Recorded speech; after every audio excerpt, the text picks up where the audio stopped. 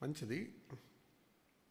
దేవుని వాక్యంలో నుంచి ప్రకటన గ్రంథం 12:9 నేను 10 మీరు 11 అందరూ.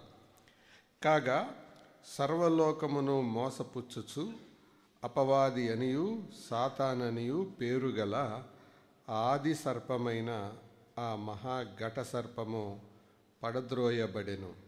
అది భూమి మీద పడద్రోయబడెను. దాని దూతలు దానితో కూడా పడద్రోయబడిరి.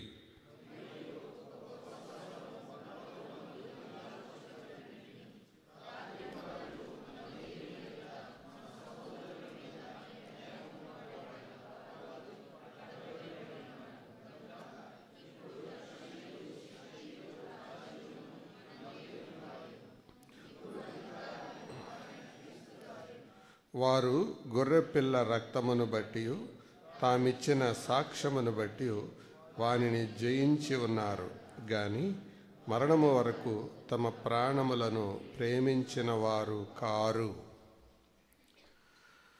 చిన్న ప్రార్థన చేద్దాం. దయగల పరిశుద్ధుడైన తండ్రి, మీ వందనాలు. మీ కృప మాకు మీరు చేసే ఆశ్చర్య కార్యాలను మేము తలపోసుకోవడానికి, మిమ్మల్ని ఆరాధించడానికి, మీ పరిశుద్ధ బలలో పాలుపంపులు పొందడానికి యోగ్యులుగా పరిశుద్ధులుగా చేసినందుకై కృతజ్ఞతాస్తుతులు చెల్లిస్తూ, కేవలం కార్యక్రమంగా పరిశుద్ధత కలిగిన వారిగా ఆరాధన చేయటం ఆదివారం వరకే పరిమితం కాదు, కానీ అనుదిన జీవితంలో మేము ఆ రీతిగా బ్రతికి మిమ్మలను సంతోషపెట్టు వారిగా మమ్మలను సిద్ధపరచండి. చదవబడిన లేఖనాలను దీవించండి. స్తుతి ఆరాధన అనేది సమయం కార్యక్రమానికే పరిమితమైందిగా కాక మా జీవిత విధానంగా మారునంత వరకు మమ్మలను మలచండి, మార్చండి. చదువుకునే లేఖనాన్ని దీవించండి. మా అందరికీ మేలు చేయండి. అవసరతల్లో, అనారోగ్య పరిస్థితుల్లో, ఆపదల్లో ఉన్న వారిని ఆదుకోండి. యేసు ప్రభు నామమున మీకు అప్పగించి మమ్మలను వినయంతో వేడుకుంటున్నాము తండ్రి. ఆమేన్.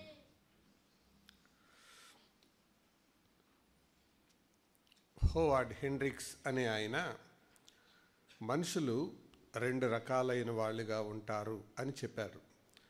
మొదటి రకం ఏంటంటే ఐ డోంట్ నో, నాకు తెలియదు అనేవాళ్ళు. రెండవ రకం ఏంటంటే ఐ డోంట్ కేర్, నేను ఎవరిని లెక్క చేయను. అంటే తెలిసినా నేనేమి పెద్ద పట్టించుకోను, నాకేం పెద్ద ఇష్టం లేదు అని. ఈ తరం ఆ తరం అంట. ఐ డోంట్ నో, కొంతమందికి తెలియదు, మరికొంతమందికి తెలిసినా దాని గురించి ఆలోచించరు, లెక్క చేయరు. అయితే వాక్యమైన బైబిల్ వినేవాళ్లతోనే మాట్లాడుతుంది, ఎవరితో పడితే వాళ్ళతో మాట్లాడదు. ప్రభువు కూడా వాళ్ళతోనే మాట్లాడతాడు. ఆయన ఎవరితో మాట్లాడడు అని టోజర్ రావెన్ హిల్ చెప్పిన మాటలు అప్పుడప్పుడు మనం వింటుంటాం కదా. వినే మనసు కలిగిన వాడితోనే ప్రభువు మాట్లాడతాడు. ఎవడు దీనుడై నలిగిన హృదయం కలవాడై నా మాట విని వణుకుతాడో వానితోనే నేను మాట్లాడతాను అంటాడు. కాబట్టి ప్రభువు మాటలు మనం అలాంటి యోగ్యమైన మంచి మనసుతో వినాలి. ప్రియులారా, మనం సంబంధాల విషయంలో అపవాదితో ఉన్న సంబంధాన్ని 3వ పాఠంగా మనం వినబోతున్నాం.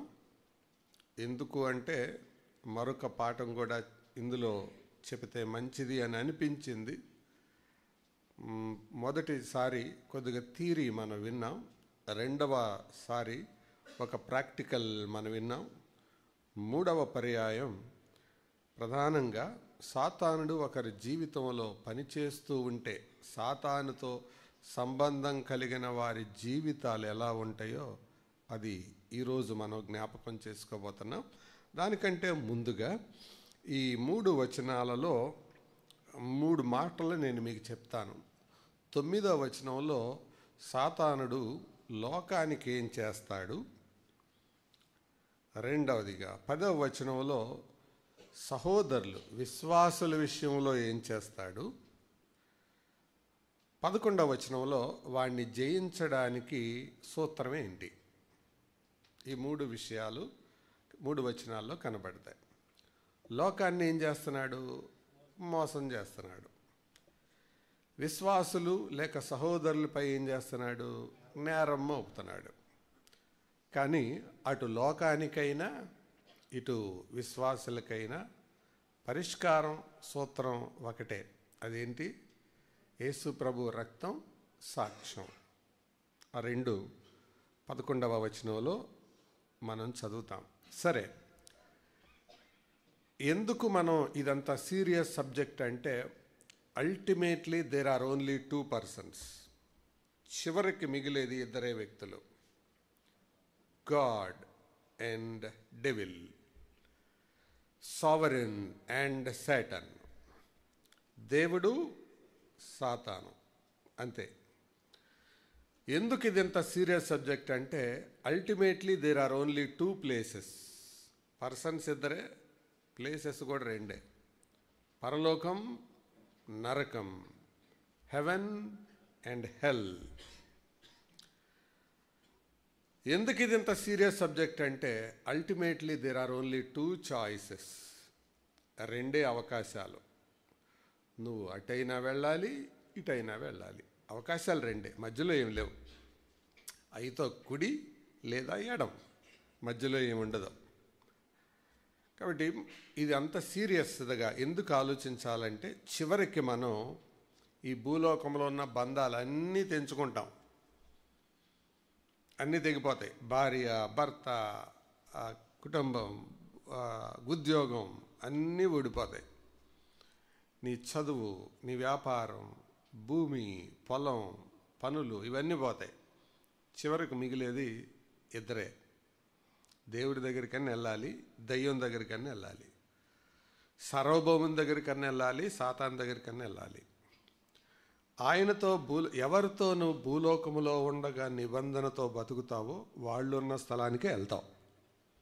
అందుకే జీవితం. ఎవరితో భూలోకములో ఉండగా నీవు సహవాసం చేస్తావో వారున్న స్థలానికే వెళ్తావు. అందులో ఏమనుమానం లేదు. అందుకే నరకానికి ఎవరిని పంపిస్తున్నట్లుగా మనం బైబిల్లో చదువుతాం, అపవాదికిని వాని దూతలకు సిద్ధపరచబడింది. అది ఒరిజినల్గా. ఆ స్థలంలోకి మరి మనుషులు ఎందుకు వెళ్తారు అని అంటే, వాడు ప్రేమించి వాడి క్రియలు చేశారు కాబట్టి అటు వెళ్తారు, అంతే. మరి ప్రభువుతో పాటు ఎందుకు ఉంటారు? ఆయన నమ్ముకొని ఆయన కొరకు జీవించారు కాబట్టి ఆయనతో ఉంటారు. కాబట్టి 2. ఇక్కడ కూడా మనందరి మధ్యలో కూడా ఈ 2 రకాల వాళ్ళే ఉండాలి, ఉంటారు కూడా. అటైనా వెళ్ళాలి, ఇటైనా వెళ్ళాలి, ఆయనకైనా చెందాలి, ఇటైనా చెందాలి. అవకాశాలు 2. ఏదో ఒక చాయిస్ మనం కోరుకోవాలి. ప్రభు ఏమీ బలవంతం చేయట్లేదు, ఎందుకంటే ఈ దేవుడు మర్యాద కలిగిన దేవుడు. పాత నిబంధనలో అంతే, కొత్త నిబంధనలో అంతే. ద్వితీయోపదేశకాండంలో కూడా ఆయన ఆ మాటే చెప్పాడు. నేను 2 మార్గాలు మీ ఎదుట పెట్టాను, కోరుకోండి, మీరు చూస్ అన్నాడు. అలాగే తిరగబడిన ఇశ్రాయేల్ ప్రజల ముందు కూడా యెషయా గ్రంథం 1వ అధ్యాయంలో అలాగే చెప్పాడు. మీరు సమ్మతించండి, నా మాట వినండి. మీరు సమ్మతించి దానికి లోబడితే భూమి మంచి పదార్థాలు అనుభవిస్తారు. తిరగబడ్డారా, ఇక అది మీ కర్మ. అక్కడ కూడా బలవంతం చేయాల. కొత్త నిబంధనలో ప్రకటన గ్రంథం 3వ అధ్యాయంలో కూడా లవొదికయ సంఘంతో మాట్లాడుతూ, నేను తలుపు దగ్గర నిల్చుండి తట్టుచున్నాను, నెట్టుచున్నానలా. ఎందుకు అంటే, తట్టేవాడు మర్యాదస్తుడు, నెట్టేవాడు మర్యాద లేనివాడు. మన ప్రభు మర్యాదస్తుడు కాబట్టే తడతాడు, మర్యాద లేని వాళ్ళు నెడతారు, బలవంతంగా వస్తారు. యేసు ప్రభు అలాంటి ఆయన కాదు. అందుకే గాడిదను కూడా ఇప్పుకురమ్మని వాళ్ళని అడగండి, అడిగి తీసుకురండి. ఒకవేళ అడిగితే ప్రభు కావాలని చెప్పండి. సముద్రం ఒడ్డుకు వెళ్ళినప్పుడు సీమోనుదైన దోణి మీద నేరుగా ఎక్కల, అడిగి కూర్చున్నాడు. ఇవన్నీ బైబిల్లోవే. అంటే ఇష్టం లేకుండా ప్రభు ఎవరిని బలవంతం చేయడు. రక్షణ కూడా అంతే, ఇష్టం లేకుండా ఆయన ఎవరిని బలవంతంగా ముంచడు. కాబట్టి ఇది అంత ప్రాముఖ్యమైన సంగతి. అందుకే దేవుడు మనలను ఎలా చేశాడు అంటే, ఎంచుకునేవారిగా. ఎంపిక కలిగిన వారిగా చేశాడు. ఆయన మనిషికి ఇష్టాన్ని పెట్టాడు. అందుకనే ఆయన మనకు గొలుసులు పెట్టల. గొలుసు ఎవరికి అవసరం? మైండ్ లేనాడికి అవసరం, ఆత్మ లేనాడికి గొలుసు అవసరం. అందుకే కుక్కకి గొలుసు అవసరం, కుక్కను కట్టేయడానికి. మనిషిని కూడా కట్టేయడానికి గొలుసు అవసరం. ఎందుకు? వాళ్ళలో మనిషి స్వభావం చచ్చిపోతే గొలుసు పడుతుంది, అంతే కదా. బంధించేది ఎవరిని? మనిషి స్వభావం ఎప్పుడైతే చచ్చిపోద్దో వాడికి గొలుసు పడుద్ది. అంటే మనిషిగా వాడికి బతకడం చేత కాలేదు కాబట్టి గొలుసులేసి ఈడ్చుకెళ్తారు. అది బేడీలేసి తీసుకెళ్తారు. ఎందుకు వేసుకెళ్తారు? వాళ్ళు మనిషిలా బతకలేదు కాబట్టి. అది కాబట్టి గొలుసులు అది జంతువులకి వేసేవి. దేవుడు మనిషిని జంతువులాగా చూట్ల.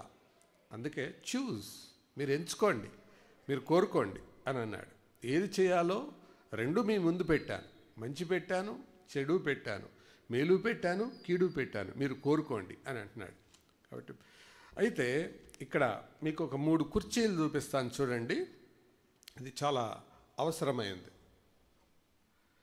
ఉన్నాయా? చైర్స్. అందులో సాతాను మనల్ని నియంత్రించేటప్పుడు, ప్రభువు మనల్ని నియంత్రించేటప్పుడు ఎట్లా ఉంటుందంటే, ఇది చూస్తే కొంచెం మీకు క్లియర్గా అర్థమవుతుంది. ఇది ఖాళీ కుర్చీ, ఓకే. దీంట్లో వ్యక్తి అయినా కూర్చోవాలి, క్రీస్తు అయినా కూర్చోవాలి,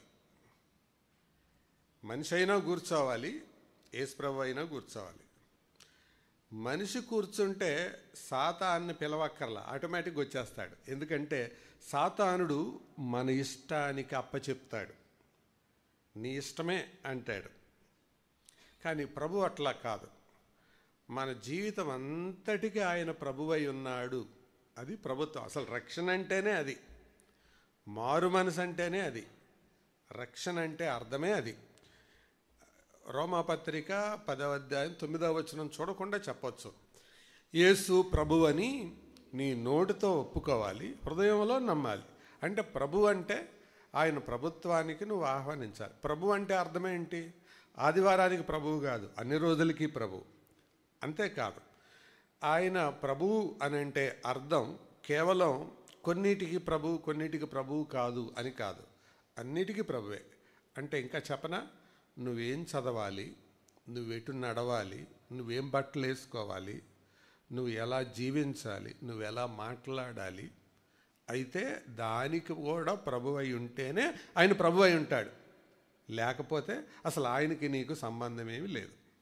కాబట్టి ఆయన ప్రభుత్వం మన మీద ఎప్పుడు ఉంటుంది అంటే ఆయనకు 100% వెంటనే మీరు అనొచ్చు, అయితే మరి ఆయన ప్రభుత్వం ఇచ్చేస్తే, అవకాశం అధికారం అంతా ఆయనకి ఇచ్చేస్తే నాకేమి లేదా అని మీరు అనుకోవచ్చు. బైబిల్ ఏం చెబుతుందంటే 25వ కీర్తన చూడండి, 12వ వచనం. కీర్తనలో 25:12.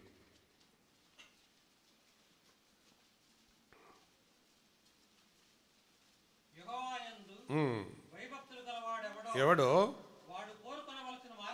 వాడు కోరుకొనవలసిన మార్గమును, అది ఆయన ప్రభువు అయి ఉంటే జరిగేదేంటో తెలుసా? నువ్వేం కోరుకోవాలో ఆయన చెప్తాడు నీకు. ఎందుకంటే నీకు అన్నీ తెలీదు. పెద్ద మెగా షాపులోకి వెళ్ళావనుకో, నీకేం కావాలో అక్కడ వాళ్ళని అడగాలి. ఇది ఎక్కడ దొరుకుతుందండి, ఇది ఎక్కడ దొరుకుతుందండి అని అడిగితేనే చెప్తారు వాళ్ళు, లేకపోతే అర్థం కాదు. అలాగే ప్రభువు కూడా ఆయన నమ్మిన తర్వాత నువ్వు ఎవరిని పెళ్లి చేసుకోవాలి, నువ్వేం కోర్సు చదవాలి, నువ్వు ఏం బట్టలు వేసుకోవాలి, ప్రభుత్వం అంటే అది అర్థం. నువ్వు ఎన్ని గంటలు నిద్రపోవాలి అంతా ఆయన చెప్తాడు. చాయిస్ ఆయనది. అంటే ఆయన చాయిస్ నీకే ఇస్తాడు, టీచ్ చేస్తాడు. అదే ప్రభుత్వం అంటే. నువ్వు ఎలా మాట్లాడాలి, ఎంత బాగుందండి ఆ మాట. ఎవరికి చెప్తాడు ఆ మాట? ఇప్పుడు భయభక్తులు ఉండేవాడిగా చెప్తాడు, అది లేనోడికి ఆయన ఏం చెప్పడం. ఎందుకంటే ఆయన మర్యాద లేనోడు కాదు. ఇందాకే చెప్పాను కదా, భయము భక్తి ఎవరికైతే ఉందో వాళ్ళకి చెప్తాడు, ఈ మార్గం చూడు, ఇటెల్లు, ఇలా చెయ్యి అని చెప్తాడు. ఇది ఎలా చెప్తాడు? ప్రతిరోజు చెప్తాడు. ఇలా వాక్యం వినే సందర్భంలో చెప్తాడు. ప్రసంగాలు, మీటింగులకు వెళ్ళి వాక్యాలు వినేటప్పుడు చెప్తాడు. అది దేవుడు మనతో మాట్లాడే పద్ధతి. అది పర్సనల్ స్టడీలో చెప్తాడు, వ్యక్తిగతంగా చెబుతాడు, సేవకుల ద్వారా చెబుతాడు, మీటింగ్స్కి వెళ్ళినప్పుడు వాక్యాల ద్వారా చెబుతాడు. అది ఆయన మాట్లాడే పద్ధతి. అది దేవుడు ఇలా చేయి, ఇలా ఉండు అనేది ఆయన బోధించే పద్ధతి. అది దట్ ఈస్ గాడ్స్ మెథడ్. అది దేవుని యొక్క విధానం. ఏం కోరుకోవాలో ఆయన చెప్తాడు. అందుకనే ఆయనపై మనం ఆధారపడాలి. సాతానుడు అట్లా కాదు. నీ శరీరములో ఉండే ఉద్రేకాలు ఉంటాయే వాటిల్ని ప్రేరేపిస్తాడు. అంటే నాకేం అక్కర్లా నీ అధికారం, నాకేం అక్కర్లా, నీ జీవితానికి నువ్వే రాజు. ఎవడు చెప్పాలి నీకు? అసలు నీ జీవితానికి నువ్వే రాజు కాబట్టి నువ్వు చెయ్యి అంటాడు. కాబట్టి కనపడిన ప్రతిదీ అప్పుడు వాడు ప్రతి దాన్ని వాడుకుంటాడు. అది వాడి ట్రిక్ అన్నమాట. అర్థమైందా? ఈ బొమ్మ ఎవరిని కూర్చోబెట్టాడు? కుర్చీలో మనిషినే కూర్చోబెట్టాడు. కానీ ఆలోచన చెప్పేదంతా ఏంటి? ఎవరు? సాతానుడు అన్నమాట. అది కాబట్టి రక్షణ అంటే అర్థం ఏంటంటే ఆ సీటు యేసు ప్రభువుకి ఇవ్వడం. అదే మారు మనసు, అదే రక్షణ. యేసు ప్రభువుకి ఆ సీట్ ఇస్తే అది రక్షణ. ఆ సీట్లో నువ్వే కూర్చుంటే అది రక్షణ తోసేయటం. అందుకనే ప్రతిదాన్ని, ప్రతి విషయంలో దేవుని మీద ఆధారపడాలి. ఆయన అడగాలి, దేవా నేనేం చేయాలి, నేనేం చదవాలి.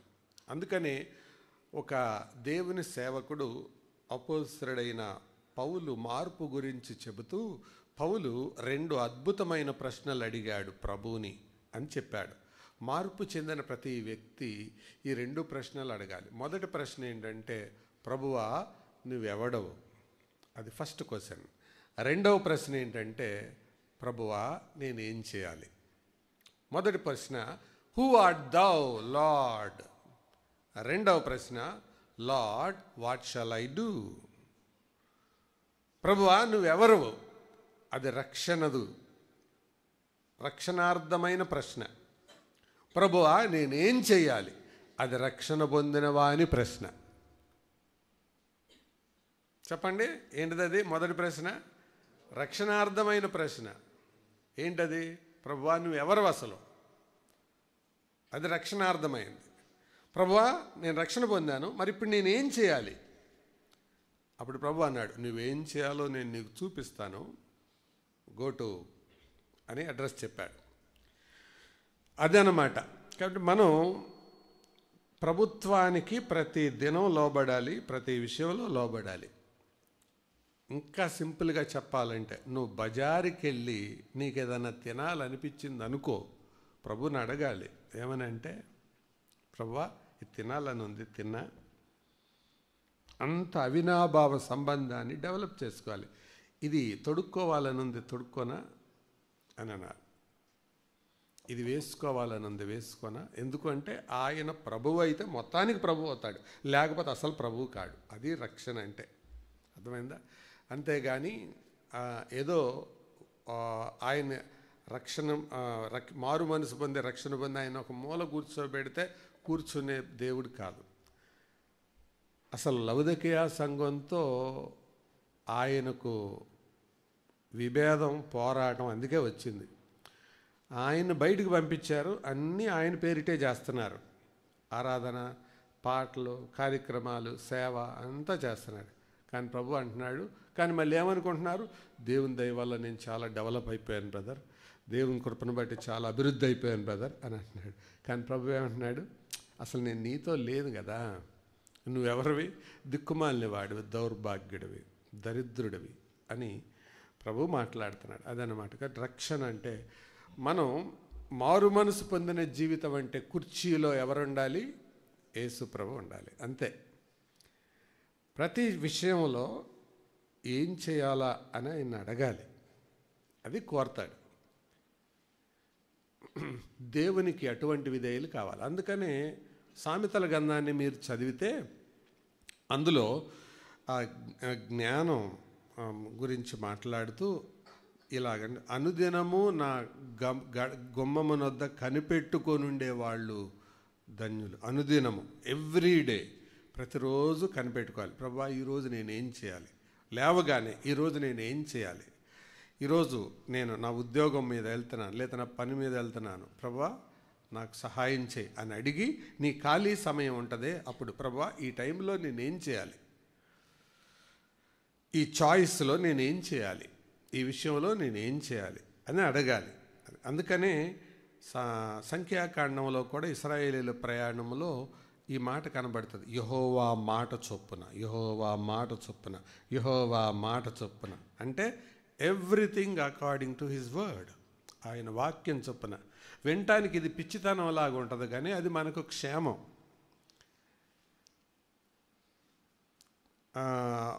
లూకాసు వార్త 16వ అధ్యాయంలో ఒక ధనవంతుడు కనపడతాడు. ఆ ధనవంతుడు తన జీవితానికి అతనే రాజు, అతనే, మొత్తం అన్నీ అతనే, కర్త కర్మ క్రియ అన్నీ అతనే. అతను నరకంలోకి వెళ్ళటానికి కారణం ఏంటి చెప్పండి, అదే పాతాళంలో పడటానికి కారణం ఏంటి? తనకిష్టం వచ్చినట్టు బతికాడు.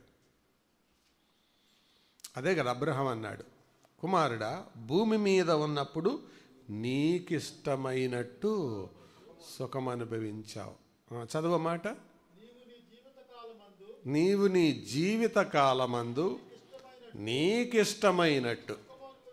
కాబట్టి గుర్తుంచుకోండి, భూమి మీద ఉండగా నీకిష్టం వచ్చినట్టు బతికితే భూమిని విడిచిన తర్వాత నీకిష్టం లేని స్థలానికి వెళ్తావు. అది బైబిల్ చెప్పేది. భూమి మీద ఉండగా నీకిష్టం వచ్చినట్టు బ్రతికితే తర్వాత ఇష్టం లేని స్థలానికి నువ్వు వెళ్తావు. మరి ఆ సాతాను ఇప్పుడు నీ జీవితం అనే కుర్చీలో ఎవరున్నారు? నీ జీవితానికి ప్రభువు ఎవరు? నువ్వా, యేసు ప్రభువా? సాతానేం ఉండక్కర్లా, సాతాను కుర్చీలేం కూర్చోడు, నిన్నే కూర్చోబెడతాడు, నిన్ను రెచ్చగొడుతుంటాడు. రెచ్చగొట్టి అసలు నీకెవరు చెప్పాలి, నీకు అన్నీ తెలుసు, నువ్వు ఒకళ్ళు చెబితే వినే స్టెవెల్లో ఉన్నావా నువ్వు? అసలు నీకు ఎంత నాలెడ్జ్ వచ్చింది, BA అయిపోయింది, బీటెక్ అయిపోయింది, MBBS అయిపోయింది, అసలు నువ్వు ఇంత ఉద్యోగంలో ఉన్నావు, ఇంత టాప్ స్థాయిలో ఉన్నావు, నీకెవరు చెప్పాలి అసలు? అదే ఇది కూడా చెప్పాలా? ఇది సాతానుడు. ఎందుకంటే అలా చేయటంలో వాడి ఉద్దేశం ఒకటి, దేవునికి నిన్ను దూరం చేయడం అన్నమాట. అది దేవుని మీద ఆధారపడకుండా చేయడం. దేవుడు కోరేది ఎవరు అంటే అరణ్య మార్గములో ఆయన మీద ఆనుకొని నడిచేవాళ్ళు. అదే కదా పరమగీతము ఆఖరి అధ్యాయంలో మనం చదువుతాం, తన ప్రియుని మీద ఆనుకొని ఈ అరణ్య మార్గమున నడిచి వచ్చున్నది ఎవతే. పాట ఉంది, నా ప్రియ యేసునిపై ఆనుకొని అరణ్య మార్గమున నడచుటయే ఆనంద జీవితము. ఈ అరణ్య మార్గంలో నడవడమే ఆనంద జీవితం. ఆయన మీద ఆనుకోవాలి, ఆనుకున్నానని అనుకోకూడదు, ఆనుకోవాలి. అది క్రైస్తవ జీవితం. కాబట్టి నీ జీవితం అనే కుర్చీలో ఎవరున్నారు? That decides your destiny. నీ యొక్క గమ్యాన్ని నిర్దేశించేది అది. నువ్వు ఆదివారం చర్చికి వచ్చావా? గుడ్. బైబిల్ చదువుతున్నావా? గుడ్, మంచిది. నమ్మేవా? మంచిది. బాప్తిసం తీసుకున్నావా? మంచిది, ఫైన్. కానీ అసలు నీ కుర్చీలో ఎవరున్నారు? నువ్వా, ప్రభువా? Who is in the chair? ఆయన కూర్చోబెట్టి ఎదురుగా ఆయన పాదాల దగ్గర కూర్చొని నేర్చుకొని చెప్పినట్టు చేయడం, అది క్రైస్తవ జీవితం. అందుకే అన్నాడు, నా ప్రకటన, మీరు ఇలాంటి ఉదాహరణలు బైబిల్ అంతట్లో మనం చూడొచ్చు. ఇది మనం సులభంగా చెప్పగలం. మత్తయి 11:28 చెప్పండి. నా దగ్గరకు రండి అన్నాడు. 29 చెప్పండి. నా దగ్గర నేర్చుకోండి అన్నాడు. కమ్ అది 28, లర్న్ అది 29. అంతేనా? మీరు అలా చూస్తుంటే భయం వేస్తుంది నాకు. తప్పు చెప్పానా? 28 ఏమన్నాడు? ప్రయాసపడి భారమోయి సమస్త జనులారా నా యొద్దకు రండి, నేను మీకు విశ్రాంతి ఇస్తాను. తర్వాత నేను సాత్వికుడను దీన మనసు గలవాడును గనుక మీ మీద నా కాడి ఎత్తుకొని నేర్చుకోండి, అప్పుడు మీకు మీ ప్రాణములకు విశ్రాంతి దొరుకుతుంది. విశ్రాంతి కలుగుతుంది. వస్తే నా దగ్గర నేర్చుకుంటే మీకు విశ్రాంతి దొరుకుతుంది. కాబట్టి నేను బోధిస్తాను మీకు. రెండు పక్క పక్కనే ఉన్నాయి. రండి అని పిలిచాడు విశ్రాంతి ఇవ్వడానికి, నేను నేర్పిస్తాను అంటున్నాడు. కాబట్టి రెండింటిని మనం విడదీయలేం. ఇప్పుడు అర్థమైందా సోదరులారా? క్రైస్తవ జీవితం అంటే ఏంటో కేవలం ఆదివారానికే పరిమితమైంది కాదు, మిగతా రోజులు కూడా. అందుకే అప్పుడప్పుడు నేను చెబుతుంటాను కదా, ఓడలో ఉన్నంతసేపు పావురము కాకి 2 గింజలే తిన్నవి. కానీ ఓడ దాటి బయటికి వెళ్ళిన తర్వాత పావురము బయట కాలు నిలపలేకపోయింది, కాకి వెనక్కి రాలేదు. ఎందుకు? దానికన్నీ బాడీ బిర్యానీ దొరికింది. ఏం బాడీ? Dead body biryani. దానికి ఏం పేగులు దొరికాయో, మరి ఏం కళ్ళు దొరికాయో దాని మీదే వాలుకొని తినుకుంటా అలాగే ఉంది. కాబట్టి పవిత్రుడు అపవిత్రుడు అనేది డిసైడ్ చేసేది అది. మందిరంలో ఉన్నంతసేపు అందరూ ఒకేలాగుంటారండి. ఓడ దాటి బయటికి వెళ్ళాక అది మన ఒరిజినాలిటీ, మన అసలు నైజం, అది అసలు స్వభావం. అది ఇక్కడ అసలు నైజం కాదు. This is not our reality. Our reality is after leaving this place. అది ఎప్పుడు వాస్తవం అవుతుంది అని అంటే, ఒక పిల్లోడి రియాలిటీ రోజు స్కూల్కి వెళ్ళటంలో ఉంటుందా? ఎక్కడ బయటపడుతుంది? ఎగ్జామ్ హాల్లో పరీక్ష రాయడంలో అది బయటపడుతుంది. మంచిది. అయితే సాతానుడు మాత్రం విశ్వ ప్రయత్నాలు చేస్తూనే ఉంటాడు. అందుకు ఈ ఉదయకాలం సాతానుడు చేసే ప్రయత్నాలు చెబుతాను, చూడండి. మనల్ని పాడు చేయటానికి వాడు ఎలా ప్రయత్నం చేస్తుంటాడో ముందే చెప్పానుగా. సాతాను ప్రభావితమైన జీవితాలు ఎలా ఉంటాయి? మనల్నే కుర్చీలో కూర్చోబెడతాడు. అంతా నీదే, తీర్మానం నీదే, అంతా నీదే, ప్రజాస్వామ్యం ఇది, నీకెవరు చెప్పాలి అసలు అని అంటాడు. కానీ అల్టిమేట్గా నడిపించేది, రెచ్చగొట్టేదంతా వాడే. ఎందుకంటే శరీరములో ఉన్న మనిషి రైట్ చాయిస్ చేసుకోలేడు. నీరు పల్ల మెరుగు, నిజము దేవుడెరుగు. ఈ శరీరం ఏంటో తెలుసా? పాపమునకు లోనైన శరీరం. ఏ శరీరం? పాపమునకు లోనైన శరీరం. అంటే శరీరాన్ని ఖాళీగా వదిలేస్తే అది పాపానికి లోనవుతుంది. ఇప్పుడు నీళ్ళు ఇక్కడ పోసి నీళ్ళు కిందకే జారాలి, పైకి రావద్దు, మర్యాదగా చెప్తున్నా. వచ్చావా సచ్చేవే అని అన్నాను అనుకో, నేను మెంటలోని అవుతాను. ఎందుకు? నీళ్లు పోస్తే అది ఆటోమేటిక్గా వెళ్ళి అది కిందకే. మనిషి కూడా అంతే. ఖాళీగా మనిషిని వదిలేస్తే జారేది అక్కడికి, కిందకే. మీకు తెలుసా అసలు సినిమాలు ఎలా తీస్తారో? సందేశం ఇవ్వడానికే తీస్తారు. కానీ సందేశం ఇవ్వడానికే సినిమా తీసినా సందేశం ఎవరికి ఎక్కదో? ఆ డ్యాన్సు, ఆ ఫైటు, ఇవి ఎక్కుతాయి. ఎందుకు? మనిషి తీసుకునేదే అది, నేచర్ అది, అది మనిషి యొక్క స్వభావం. అందుకే ప్రభు నీకు ఏది కోరు కావాలో తెలియదు, అవకాశం నాకు ఇవ్వు అని అన్నాడు. సాతానుడు ఏం చేస్తాడు? వాడి ప్రయత్నాలు చూడండి. వరుస పెట్టి మనం చూడొద్దు, కానీ జస్ట్ రీడ్ అవుట్ చేయండి. మోసగిస్తాడు. 12వ అధ్యాయం 9వ వచనంలో మనం చదువుతాం కదా. ఏం చేస్తాడు చూడండి? మోసగిస్తాడు. మోసగించడం అంటే ఏంటి? లేనిది ఉన్నట్టుగా, ఉన్నది లేనట్టుగా చూపించడం, దాన్నే మోసం అంటారు. He deceives. వాడు ప్రయత్నం చేస్తూనే ఉంటాడు. రైట్? ఓకే. రెండోది వినడం చెప్పడం మీద దృష్టి పెట్టండి. తర్వాత ఇంటికి వెళ్ళాక రాసుకుందరు. నెక్స్ట్ ఏం చేస్తాడు? శోధిస్తాడు. మోసం చేసేది ఎవరిని? అవిశ్వాసుల్ని. శోధించేది ఎవరిని? విశ్వాసుల్ని. హీ టెంప్ట్స్ శోధిస్తాడు. మూడవది, మనోనేత్రాలకు గుడితనం కలుగజేస్తారు. ఎవరికి? అవిశ్వాసులకి. మరి దృష్టికి మందకొడితనం కలిగిస్తాడు విశ్వాసులకి. ఇది ప్రకటన 3:17 అంటే అది లవొదికయ సంఘంతో చెప్పిన మాట. వాళ్ళ కళ్ళు డల్ అయ్యాయి, దృష్టి మందగించింది. ఎందుకు అంటే వేరే రకంగా వాళ్ళు ఆలోచించడం మొదలుపెట్టారు. నేను కారు కొన్నాను, నేను డాబా కొన్నాను, నేను ఉద్యోగంలో చాలా సక్సెస్ అయ్యాను అని అనుకొని గొప్పగా అనుకుంటున్నారు. అంటే ఆ కళ్ళతో చూసుకుంటున్నారు. కానీ ప్రభు ఏమంటున్నాడు? ప్రభు కళ్ళకి ఎలా కనపడుతున్నాడు? వాళ్ళు దౌర్భాగ్యులు, దిక్కుమాలిన వాళ్ళు అలా కనబడుతున్నారు. అంటే వాళ్ళ కళ్ళ ఏ కళ్ళు కరెక్ట్? ప్రభు కళ్ళ, సొంత కళ్ళ? ప్రభు కళ్ళే కరెక్ట్ కదా. ఆ కళ్ళకి ఎలా కనపడతామో అదే ఫైనల్, అదే అల్టిమేట్. కానీ ఆ కళ్ళ దృష్టి, సో వీళ్ళ కళ్ళకి ఏమొచ్చింది? మందకొడితనం వచ్చింది. అందుకే అప్రధానమైనవి ప్రధానంగాను, ప్రధానమైనవి అప్రధానంగాను కనబడతాయి.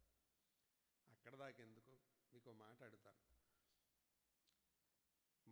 మనలో కూడా ఈ మందతనం ఉందో లేదో చెప్తాను. వారం రోజులుగా మంచినీళ్ళు, అన్నం సహించటం లేదు, అస్సలు తింటే వాంతి అవుతుంది. దీనికోసం ప్రార్థన చేయమని చెబుతారా? వారం రోజులుగా బైబిల్ చదువుకోబుద్ధి అవ్వట్లేదు, ప్రార్థన చేయబుద్ధి అవ్వట్లేదు, దీనికోసం ప్రార్థన చేయమని చెబుతారా? మీరు చెప్పండి.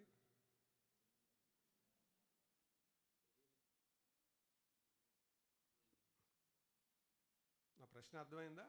వారం రోజుల నుంచి అన్నం తినబుద్ధి అవ్వట్లా, నీళ్ళు తాగబుద్ధి అవ్వట్లా, దీనికోసం ఎక్కువ ఏడుస్తారా? మా ప్రార్థన చేయండి, అసలు ఎక్కట్లేదండి, సెలైన్ పెడితే కూడా ఏమంటారు, అది నరం కనపడతలేదండి, అసలు తింటే చాలు వాంతి వచ్చేస్తుంది, చూస్తే వచ్చేస్తుందండి అంటారు. అసలు ప్రార్థన చేయబుద్ధి అవ్వట్లేదు, వాక్యం చదవబుద్ధి అవ్వట్లేదు, నా కోసం ప్రార్థన చేయండి అని ఏడ్చుకుంటూ చెప్పిన వాళ్ళు ఎవరైనా ఉన్నారా? పోనీ అలాగని చెప్పని వాళ్ళందరూ ప్రార్థనలో వాక్యంలో ఎడతెక్కున్న వాళ్ళ? లేదు. అదన్నమాట. ఇదే మందకొడితనం. అంటే ఆత్మీయంగా వాళ్ళకి ఆల్రెడీ గుడ్డితనం వచ్చేసింది, కానీ దేన్ని బట్టో సంతృప్తి పడుతున్నారు. ఏమని? మంచి ఉద్యోగం దొరికింది, మంచి ఇల్లు దొరికింది, ఒక స్థాయిలో ఉన్నాం, నో ప్రాబ్లం, వెళ్తున్నాం, ఆరాధన చేస్తున్నాం, వస్తున్నాం. విశ్వాసులనేమో ఈ టైపులో మోసం చేస్తాడు. దృష్టికి మందకొడితనం కలిగిస్తాడనమాట. అర్థమైందా? సాతాను అంటే మామూలు కాదు. అందుకే నేను మొన్న అక్కడ వాక్యం చెబుతూ చెప్పాను, సాతానుని ఎప్పుడు తక్కువ అంచనా వేయొద్దు. ఎందుకో తెలుసా? నీ జీవితం 60 సంవత్సరాలు, వాడికున్న అనుభవం 6000 సంవత్సరాలు. He had 6000 years experience, whereas you have after all 60 years age.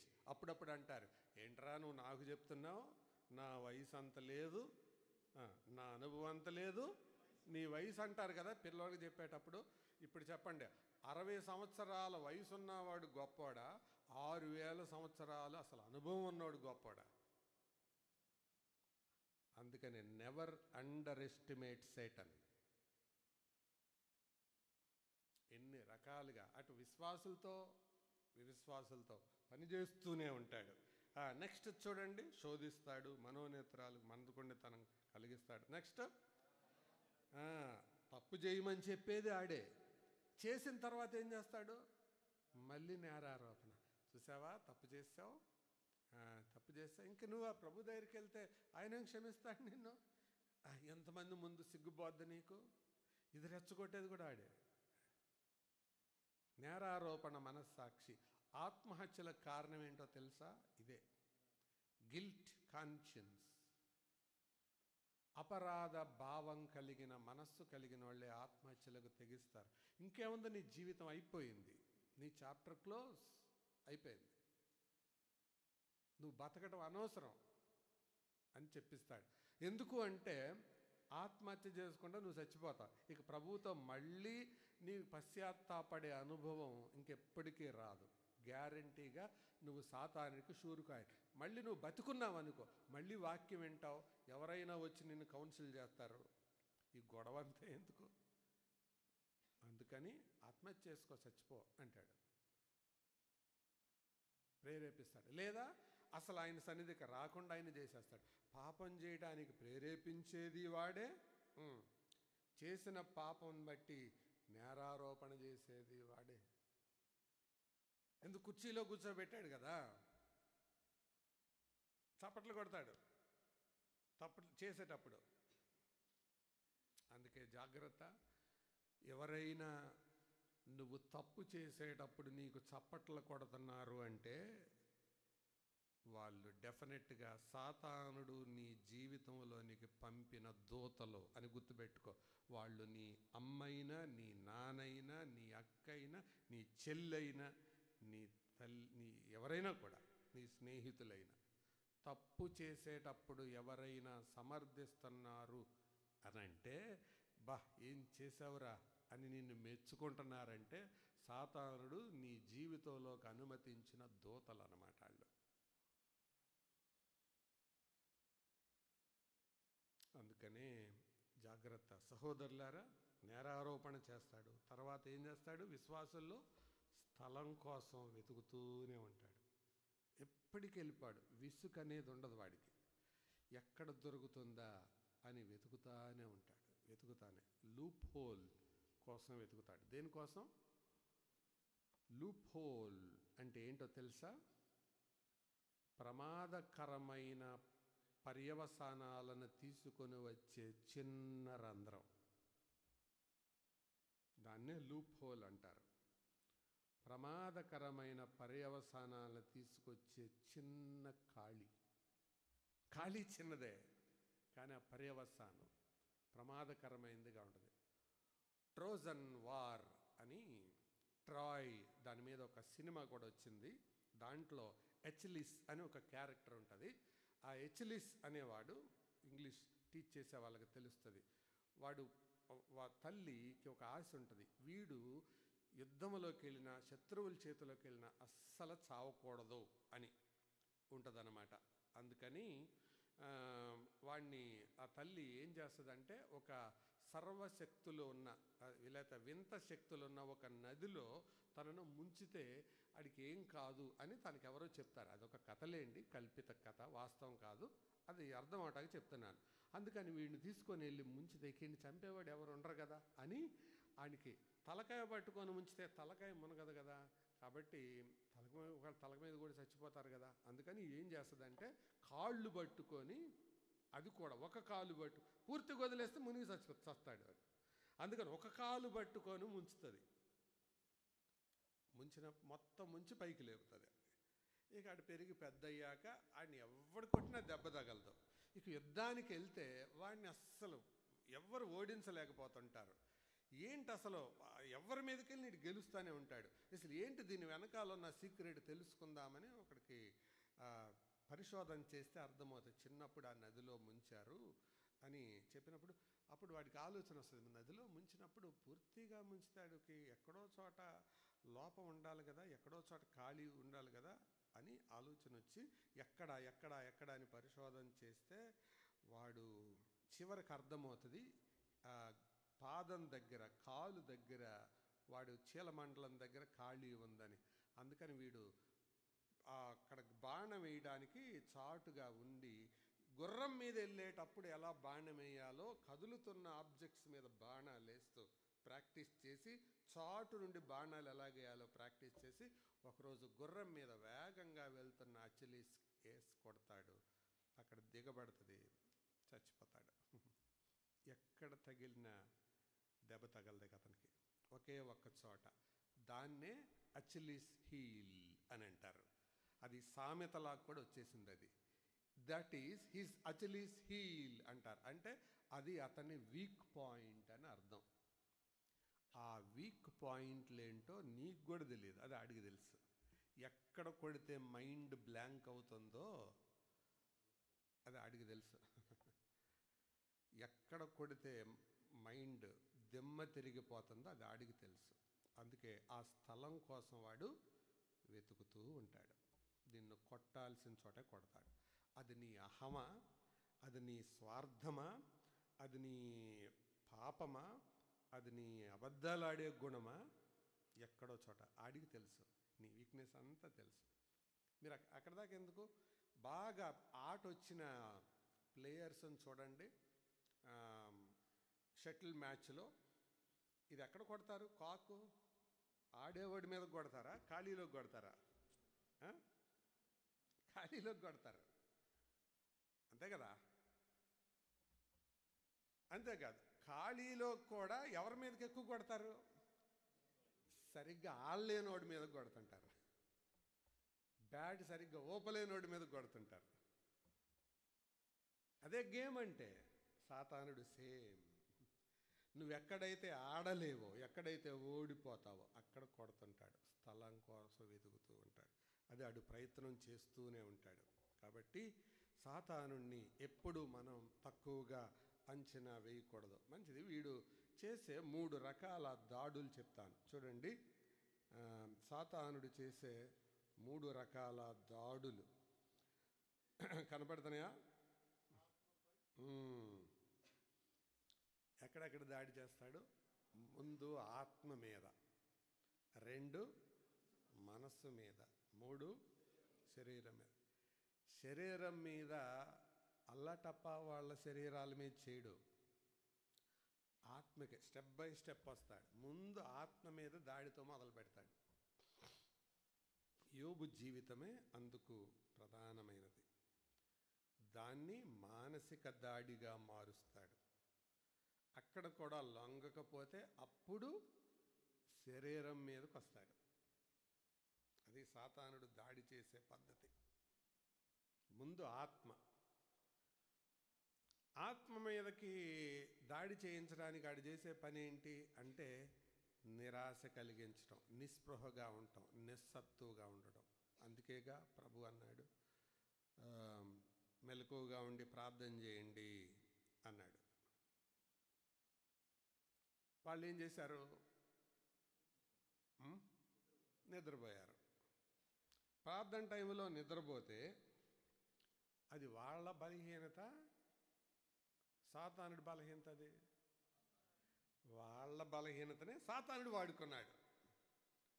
పేతురు అలిసిపోయి నిద్రపోయాడు, దాన్ని సాతాను క్యాష్ చేసుకున్నాడు. అందుకే ప్రభు ముందే చెప్పాడు, సాతానుడు మిమ్మల్ని పట్టి గోధుమల వల్లే జల్లిస్తాడు అని చెప్పింది ఏంటి? నీకు దుడికి ఎక్కువ, నీ నోరే వాడుకుంటాడు. నువ్వు నిద్రపోబోతున్నావు కాసేపట్లో. ఇది ఇండైరెక్ట్గా అదనమాట అర్థం. కాబట్టి అలాగా అందుకే ప్రభు వచ్చినప్పుడు ఏమన్నాడు? ఆత్మ సిద్ధమే కానీ శరీరం బలహీనం. వెంటనే ఆత్మ సిద్ధంగానే ఉంది కానీ ఈ శరీరం బలహీనం అవడం వలన మనసు ఇబ్బంది పడి అబద్ధం ఆడేశాడు. కాబట్టి అబద్ధం ఎక్కడ దాడి?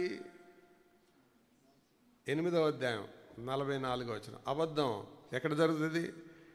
మనసులో జరిగేది. సో ఆత్మకి మనస్సుకి దగ్గర అవినాభావ సంబంధం ఉంది. మనం సంపూర్తిగా వేరు చేయలేం. కానీ ఇంటర్నల్గా అబద్ధం ఆడే నైజం ఎక్కడి నుంచి వస్తుంది? లోపటి నుంచి వస్తుంది అన్నమాట. ఈ అబద్ధాలు మనలో కనబడుతున్నాయి అని అంటే అర్థమేంటి? Satan is attacking. అబద్ధాలు ఆడుతున్నారా? టంగుల్లో మనకు తెలిసిన పేరు ఇదంతా రాసి కింద ఏమంటారు? మదర్ టంగ్ అంటారు. మదర్ టంగ్ ఏంటి? తెలుగు. కొంతమందికి ఫారినర్స్కి ఇంగ్లీష్ లేకపోతే స్పానిష్ అది ఉంటుంది. ఫాదర్ టంగ్ అని ఎప్పుడు అడగరు. ఎందుకంటే ఫాదర్ టంగ్ ఏంటంటే అబద్ధాలు. నేను అనలేదా మాట. చూడండి, యోహాను సువార్త 8:44 చదవండి. యోహాను సువార్త 8:44. మీరు మీ తండ్రి అగు అపవాది సంబంధులు దురాశలు నెరవేర్చగోరుచున్నారు. ఆది నుండి వాడు నరహంతకుడై ఉండి అంటే వాడు అబద్ధానికి జనకుడు. అబద్ధానికి జనకుడు అంటే ఫాదర్ ఆఫ్ లై. కాబట్టి వాట్ ఈజ్ సాటన్స్ లాంగ్వేజ్? లై. సాతానుడి భాష ఏంటి? అబద్ధం. ఏం అబద్ధం? ఏదైనా అబద్ధం, తెల్లదైనా నల్లదైనా, డైరెక్ట్ లై అయినా ఇండైరెక్ట్ లై అయినా అబద్ధం. కాబట్టి ఎవరైనా అబద్ధాలు ఆడుతున్నారంటే అర్థం ఏంటి? దేర్ ఫాదర్ టంగ్ ఈస్ లై. అది వాళ్ళ ఫాదర్ టంగ్, అది వాళ్ళ పితృభాష. మాతృభాష ఏదైనా ఉండొచ్చు, పితృభాష అబద్ధం. మనస్సు మీద దాడి చేస్తాడు. ఆ తర్వాత ఏం చేస్తాడు? శరీరం మీద దాడికి వస్తాడు. శరీరం మీద కూడా కొన్ని పర్యాయాలు దాడి చేస్తాడు వాడు. ఇది అవిశ్వాసుల మీద కూడా చేయొచ్చు, విశ్వాసుల మీద కూడా చేయొచ్చు. దానికి ఆధారం పాత నిబంధనలో యోబు, కొత్త నిబంధనలో పౌలు. ఒక ముళ్ళు నా శరీరములో సాతాను దూతగా ఉంచబడెను అన్నాడు. Satan attacks believers. Not only believers, unbelievers also. ఎందుకంటే లూకాసు వార్త 13వ అధ్యాయంలో విశ్రాంతి దినమున ఆయన సమాజ మందిరంలో బోధించుచుండగా బలహీనపరచు దయ్యం పట్టి నడుము వంగిపోయిన స్త్రీ అచ్చట ఉండెను. ఏ వంగిపోయింది ఆవిడికి? నడు వంగిపోయింది. అంటే సాటన్ ఆమె శరీరంలో ఒక భాగాన్ని అటాక్ చేశాడు. Satan will attack bodies also. Cut తక్కువ అంచనా వేయొద్దు. చెప్పండి, వాడు దాడి చేసే ప్రదేశాలు ఏమేంటి? ముందు ఆత్మ మీద దాడి. ఆత్మ మీద దాడి ఎలా ఉంటుంది? బైబిల్ చదవనివాడు, వాక్యం ప్రార్థన చేయనివాడు, సహవాసం ఈ రెండూ లేకపోతే ఏమవుతారు? బలహీన పడతారు. దేంట్లో బలహీనం అవుతారు? ఆత్మలో బలహీనం అవుతారు. ఆత్మలో బలహీనమైతే ఏమవుతారు? దేవునికి దూరం అవుతారు. అదే వాడికి కావాలి. వాడికి కావాల్సింది అదే. సహవాసంలో పాలు పొందనివ్వడు. ఆత్మ మీద దాడి ఎలా ఉంటుంది? మనసులో దాడి ఎలా ఉంటుందో తెలుసా? ఆత్మ మీద దాడి చేసిన తర్వాత ఇంకేముంది? నువ్వు పడిపోయావుగా, నువ్వు జారిపోయావుగా, ఇంక నీకు నిరీక్షణ ఎక్కడుంది? నీకు హోప్ ఎక్కడ? నువ్వు ఒక హోప్లెస్ ఫెలోవి. నిన్ను ఎవరు కేర్ చేస్తారు? ఇప్పుడు నువ్వు చర్చికి వెళ్ళావు అనుకో, వాళ్ళందరూ ఏమనుకుంటారు నిన్ను? ఇప్పుడు నువ్వు ఒప్పుకున్నావు అనుకో, నీ పరివేం కావాలి? ఇది ఎక్కడ దాడి? మానసిక దాడి. అప్పుడు సాతానుతో మనం ఏమనాలి? ఓ సాతానా, ఈ 200 మంది ముందే నేను సిగ్గుపడితే రేపు కోట్ల మంది ముందు నిలబడాలి కదా, కాబట్టి నేను ఇప్పుడే ప్రభు సన్నిధిలో ఒప్పుకుంటాను అనాలి. ఎందుకంటే కోట్ల మంది ముందు నిలబడాలి రోజు, అవునా కదా? అది ఇక్కడే ఒప్పుకోవడం మేలు కదా. అలాగా మనసు మీద దాడి చేస్తుంటాడు. దానికి లొంగకపోతే శరీరం మీద కూడా దాడి చేస్తుంటాడు. కాబట్టి వాడు ఎక్కడైనా ఎలాగైనా దాడి చేయవచ్చు. దీనికి అవసరం, కంచె అవసరం. కాళ్ళకి చెప్పులు ఎందుకు వేసుకుంటాం మనం? దాని పేరే ఏంటి? పాదరక్షలు. రాళ్ళు తగలకుండా, ముళ్ళు గుచ్చుకోకుండా, మట్టి అంటకుండా చెప్పులు వేసుకుంటాం, అంతే కదా? చెప్పులు వేసుకోకుండా బయటికి వెళ్తే అదొక వింతగా చూస్తారు మనల్ని. మనకు కూడా కొంత అసౌకర్యంగా ఉంటుంది, అలా అలవాటైనవి. కాబట్టి మనం బయటికి వెళ్ళేటప్పుడు చెప్పులన్నీ లేకపోయిన తర్వాత సంగతి, కానీ అంత రక్షణ, అంత భద్రతలో మనం నడుస్తున్నామా? ఎందుకంటే సాతానుడు నిన్ను ఎక్కడైనా అటాక్ చేయొచ్చు. అందుకే ప్రభు సర్వాంగ కవచాన్ని పెట్టాడు. ఓకే, తర్వాత మూడవది, సాతాను ఎలా వశం చేసుకుంటాడు అంటే, ఎలాంటి వాళ్ళ వశం చేసుకుంటాడు, ఎలాంటి వాళ్ళు పట్టుకుంటాడు? చూడండి, కనపడుతుందా? ఎలాంటి వాళ్ళు పట్టుకుంటాడు? లేఖనాలపై అజ్ఞానం. బైబిల్ తెలియదు అనుకో, నువ్వు సూపర్ అంటే మంచి దమ్ బిర్యానీ లాగా దొరుకుతావు వాడికి. మన వీధి చివర ఉన్నాయి కదా 2 బిర్యానీలు, అంత ఈజీగా దొరుకుతావు వాడికి. ఎందుకంటే బైబిల్ తెలియనినంత కాలం వాడు సక్సెస్ఫుల్లే. ఆ మాట మాత్రం అనేవాడు, బైబిల్ విషయంలో దగ్గరికి రానివ్వడు. అందుకే అంటారు, either sin keeps you away from this book or this book keeps you away from sin. నీలో పాపం ఉంటే ఈ పుస్తకం నీకు దూరంగా ఉంటుంది, నీలో ఈ పుస్తకం ఉంటే నీలో పాపం దూరంగా ఉంటుంది. సింపుల్ రీజన్ అది, సింపుల్ లాజిక్ కూడా అది. నువ్వు బైబిల్ చదవలేకపోతున్నావు అని అంటే అర్థం ఏంటో తెలుసా? There is Satan inside you. నీలో ఉన్న పాపం బైబిల్ చదవనివ్వదు. ఎందుకంటే బైబిల్ చదివితే, ఇందులో ఇంకొక గమ్మత్తు కూడా చెప్తాను, బైబిల్లో మొదటి పేజీలే ఆఖరి పేజీలే ఎందుకు చిరిగిపోయి ఉంటాయో తెలుసా? మొదటి పేజీల్లో సాతాను పతనం ఉంది, చివరి పేజీల్లో సాతాను నాశనం ఉంది. ఈ 2 మనుషులు తెలుసుకోవడం ఇష్టం లేదు. అందుకే మొదటి పేజీలు ఆఖరి పేజీలు చదవనివ్వడం. కనీసం బైబిల్ బాగుంటే ఆ పేజీలు మాత్రం చూడనివాడు. బాగా మనుషులు తీసే పుస్తకం ఏంటి? కీర్తనలు. రెడీ రికనర్ లాగా ప్రార్థన చేయటం, కళ్ళు మూసుకోవటం, ఒక కీర్తన తీయటం, ఫాస్ట్ ఫుడ్ సెంటర్కి వెళ్ళటం, ఒక కీర్తన చదవటం, అమ్మయ్య బైబిల్ చదివేసుకున్నాను అని అనుకోవడం. బైబిల్కి వాడు దూరంగా నిన్ను ఉంచినంత కాలం నువ్వు వాడి చేతికి దొరికినట్టే. కాబట్టి వాక్య విషయమైన అజ్ఞానం. రెండోది, అందులోనే 2వ భాగం చెప్తాను, వాక్యాన్ని అపార్థం చేయడం, వక్రీకరించడం. అది సాతానుడి యొక్క మరొకటి. వక్రీకరించడం అంటే పెడార్థం వచ్చేలాగా చేయటం, పెడార్థం వచ్చేలాగా.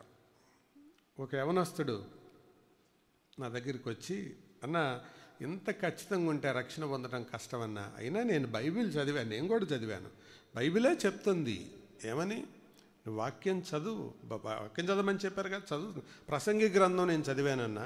ఏం చదివావు అని అంటే, యవనుడా నీ యవనమందు సంతోషపడు, సుఖించు, నీకు ఇష్టం వచ్చినట్టు ఉండు అని బైబిలే చెప్తుందన్న అని అంటున్నాడు. దాన్ని ట్విస్టింగ్ అంటారు.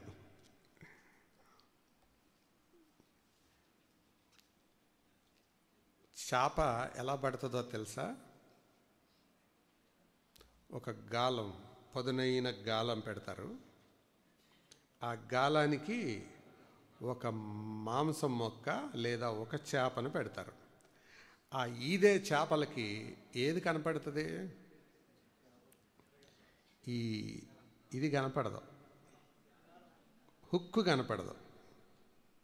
ఏది కనపడుద్ది? మొక్కే కనపడుతుంది, హుక్కు కనపడదు.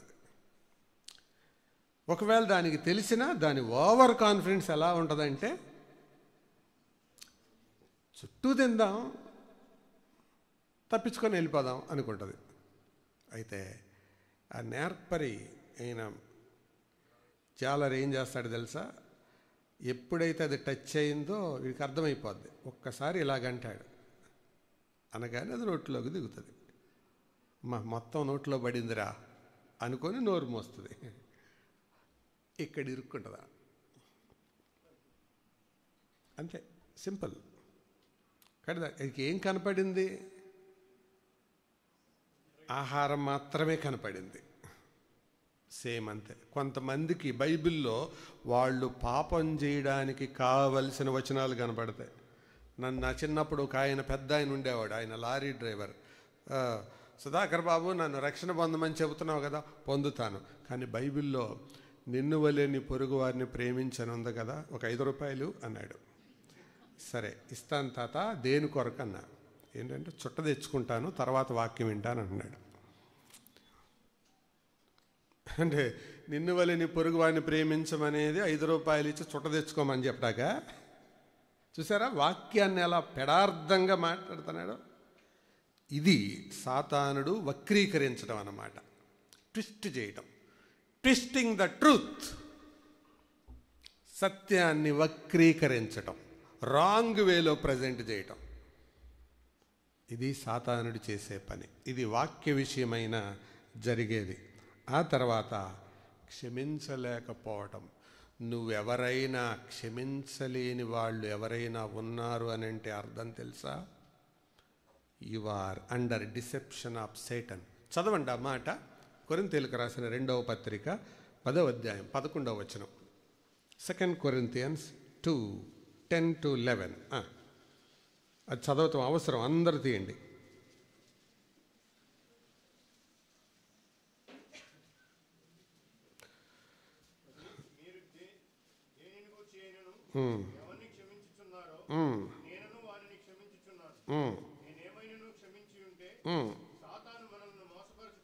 సాతాను మనలను మోసపరచకుండునట్లు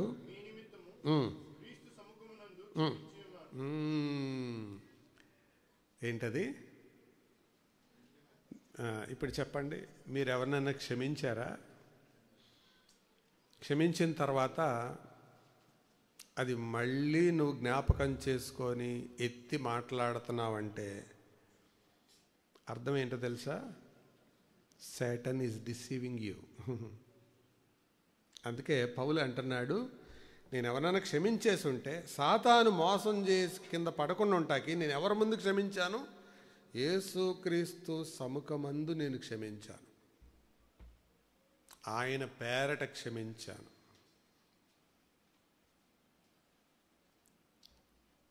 సోదరులారా, ఈ క్షమాపణ అనేది లేకుండా చేస్తాడు. అంటే 2 రకాలుగా క్షమాపణ ఎలా వాడతాడో తెలుసా? తప్పు చేసావనుకో, నువ్వెందుకు దీనికి క్షమాపణ అడగాలి? దీనికి క్షమాపణ అడగడం ఏంటి? నువ్వు నీ పరువు బాధ, అందరూ ఏమనుకుంటారు? ఇలా చేస్తాడు. ఎవరైనా లేకపోతే నువ్వెవరినైనా క్షమించాలనుకో, అమ్మో ఆ తప్పును నువ్వెలా క్షమిస్తావు? అసలు ఎవరైతే మాత్రం క్షమించగలుగుతారు దాన్ని? అలా క్రియేట్ చేస్తాడు. క్షమాపణ విషయంలో కూడా హృదయాన్ని పట్టుకుంటాడు. క్షమించే స్వభావం లేనివాడిని ఆ రకంగా పట్టుకుంటాడు, పరిసయ్యని స్వభావం లోపల పెట్టి. ఇదొక ట్రిక్. తర్వాత చెడ్డ స్నేహాలు, బ్యాడ్ ఫ్రెండ్షిప్స్, వీళ్ళ ద్వారా కూడా నిన్ను వశం చేసుకుంటాడు. చెడ్డ స్నేహాలు నీకు అలవాటైతాయి. అంటే చెడ్డ స్నేహాలు అంటే అర్థం తెలుసా? దానికి డెఫినేషన్ చెప్తున్నాను, వినండి. చెడ్డ స్నేహం అంటే ఏంటో తెలుసా? నువ్వు తప్పు చేస్తుండగా పొగిడేవాళ్ళు. నంబర్ 2, నిన్ను తప్పులోకి లాగేవాళ్ళు. నంబర్ 3, నిన్ను దేవుడికి దూరం చేసేవాళ్ళు. అదే బ్యాడ్ ఫ్రెండ్షిప్. చెప్పండి. నువ్వు తప్పు చేస్తుండగా నీకు చప్పట్లు కొట్టేవాళ్ళు, బా సూపర్ నువ్వు అనేవాళ్ళు. 2, నిన్నే తప్పులోకి లాగేవాళ్ళు, తప్పు చేయడానికి ప్రేరేపించేవాళ్ళు. 3, దేవునికి నిన్ను దూరం చేసేవాళ్ళు. ఇవి నీకు చెడ్డ స్నేహాలు. చెడ్డ స్నేహం అంటే తాగేవాడు, బూతులు తిట్టేవాడు, వ్యభిచారం పాపం చేసేవాడు, ఇది కాదు. ఇవే చెడ్డ స్నేహాలు. ఇలాంటి స్నేహితులు నీకున్నారా?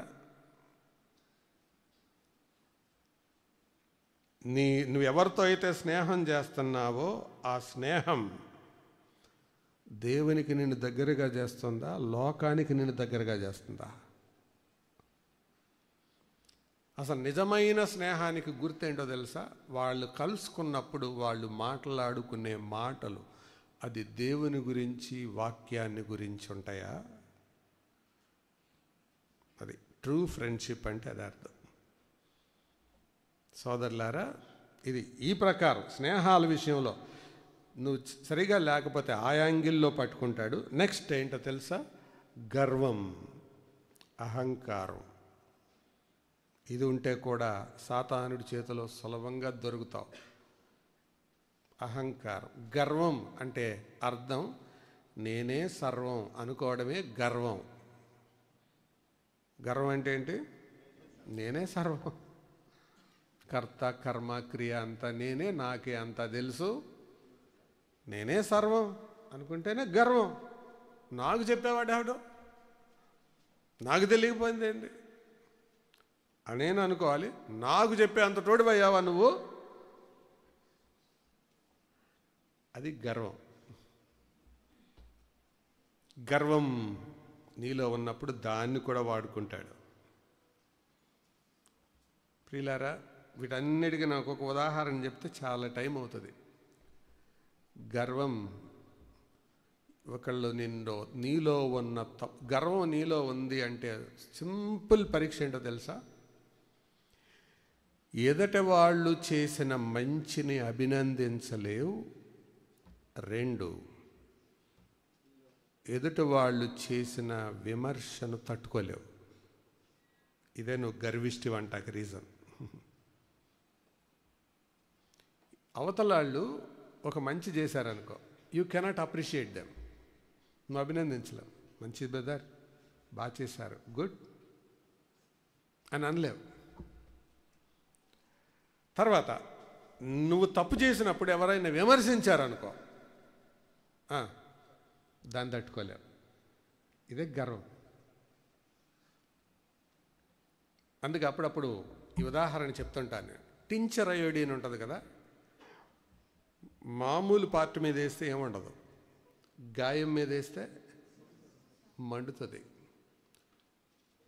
అలాగే విమర్శ నీకు నొప్పి తెచ్చింది అంటే నీలో ఇన్ఫెక్షన్ ఉందని అర్థం. If criticism brings pain to you, you are weak in that area. విమర్శ నీ మీద మంట నొప్పి తెచ్చిందంటే అర్థం అది. లేకపోతే నీకేం నొప్పి రాదు. రెండో అవకాశం కూడా ఉందిలేండి, పూర్తిగా మొద్దుబారిపోయినట్టుకు నొప్పే తెలియదు, అది కూడా ఉంది. దాన్ని వాత వేయబడిన మనస్సు అంటారు. సో గర్వం ఉందా నీలో? తప్పు చేసినప్పుడు ఎవరైనా నీ తప్పుని ఎత్తి చూపు తప్పు చేసినప్పుడు నీలో తప్పుని ఎత్తి చూపే అవకాశం పక్కవారికి నువ్వు ఇవ్వగలగాలి.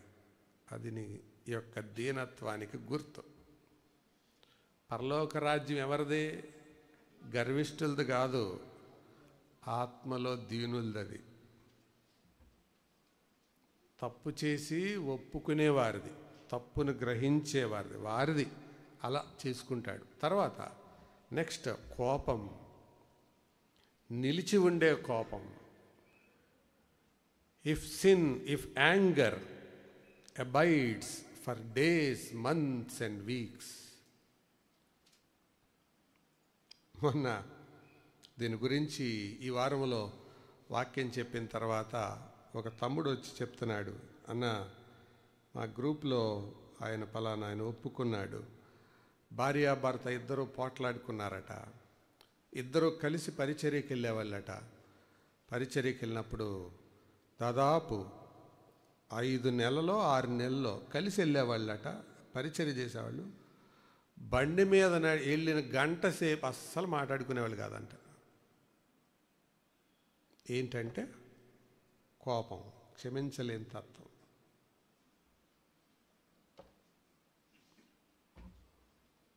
కోపం నీలో ఉందా?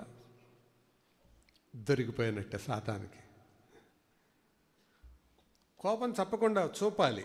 కోపపడొద్దని బైబిల్ చెప్పట్లా. కోపపడుడి, కానీ పాపం చేసే అంత కోపం తెచ్చుకోవద్దు, పాపంగా మారే అంత కోపం తెచ్చుకోవద్దు. పాపం చేసే అంత కోపం, పాపంగా మారేటంత కోపం తెచ్చుకోవద్దు. ఇది దొరికింది, ఇది నీలో ఉంది అంటే దొరికిపోతావు. సాతాను క్యాప్చర్ చేస్తాను. ఇది చాలు, ఇది నీకు అచిలీస్ హీల్, అది అచిలీస్ పాదం. ఆ తర్వాత ఏంటి? భయం. దాన్ని కూడా వాడతాడు. భయం, భవిష్యత్తును గురించిన భయం, ప్రస్తుతాన్ని గురించిన భయం పెడతాడు. అందుకే సాతానుడు ఆది సంఘములోనికి 2 రకాలుగా వచ్చాడు. 5వ అధ్యాయంలో మోసపుచ్చే సర్పంలాగొచ్చాడు, సీక్రెట్గా అననీయ సప్పీరాల రూపంలో. 12వ అధ్యాయంలో గర్జించే సింహంలాగొచ్చాడు, హేరోదు రూపంలో. రెండింటినీ సంఘం పసిగట్టింది. సీక్రెట్గా ఎవరిలాగొచ్చాడు? అనని బిలీవర్సే వాళ్ళు, సీక్రెట్గా వచ్చాడు. కాబట్టి శాటన్ ఏ రకంగానే రాగా ఏ రూపమైనా ఎత్తగలడు. ఒకవేళ పాముని సింహాన్ని గుర్తుపట్టావు అని అనుకుంటే వెలుగుదూత వేషం కూడా వేసుకుంటాడు. సోదరులారా, ఇవి సాతానుడు చేసే దాడులు. అర్థమవుతుందా? అయితే ఆ వశములో ఉన్నావు అని అనడానికి ఎలాగా మనం ఆ ప్రభావితులను పసిగట్టడం అని అంటే, ఇదంతా వివరంగా చెప్పడానికి మనకు సమయం చాలదు. కానీ ఎవరైనా పాపములో కొనసాగుతూ మాటి మాటికి చేస్తూ ఉన్నారు అని అంటే వారు సాతాను ప్రభావంలో ఉన్నట్లు లెక్క. మాటి మాటికి విశ్వాసి పాపం పొరపాటును చేస్తాడా, అలవాటుగా చేస్తాడా? పాపం చేస్తాడు విశ్వాసి, కానీ పొరపాటున అలవాటున? పొరపాటు. నీ జీవితంలో జరిగే పాపాలు పొరపాట్ల, అలవాట్ల? అందుకే అంటారు, మొదటిసారి గ్రహపాటు, రెండవసారి పొరపాటు, మూడవసారి అలవాటు. చెప్పండి స్టేజెస్. గ్రహపాటు, పొరపాటు, అలవాటు. విశ్వాసం ఎప్పుడు ఫస్ట్ 2లోనే ఉంటాడు. పొరపాటును పడ్డావంటే పర్వాలేదు, తిరిగి లేవచ్చు. అది అలవాటైపోయిందంటే పరీక్ష చేసుకోవాలి. అబద్ధాలు పొరపాటును వచ్చినాయా, తెలియకొచ్చాయా, కావలసి వచ్చాయా? అది అసలు నువ్వు విశ్వాసివా తెలియజేశారు. కావాలని అబద్ధాలు ఆడుతున్నావా? అక్కడ రాయబడిన మాట ఏంటంటే, పాపము చేయు ప్రతివాడు అపవాది సంబంధి.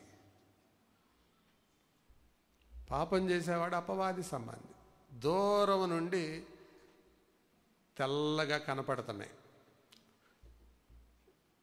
ఒక బ్యాచ్ ఏమో గడ్డిలో తింటున్నాయి, ఇంకో బ్యాచ్ ఏమో బురదలో తింటున్నాయి, పెంటలో తింటున్నాయి. అన్నీ తెల్లగానే ఉన్నాయి. దూరం నుండి చూడగానే నువ్వు అనుకుంటావు, ఓహో ఇవి గొర్రెలు, అవి పందులు, కాబట్టి తెల్లగొన్నాయి అవి. అంతే. అలవాటుగా పాపం చేస్తే దేవుని రక్షణ పొందిన విశ్వాసి కాదది. చెప్పండి, పాపం అనేది అలవాటుగా మారిందా, పొరపాటుగా మారినప్పుడే ఒప్పుకుంటున్నావా? ఇలాగా అబద్ధాలు అలవాటుగా మారిపోతాయి. ద్వేషం, ప్రేమ లేనితనం, ఇవన్నీ ఉంటాయి. మంచిది. వీటిల్లో మీరు ఇంటికి వెళ్ళిన తర్వాత చదువుకోండి, ధ్యానం చేయండి.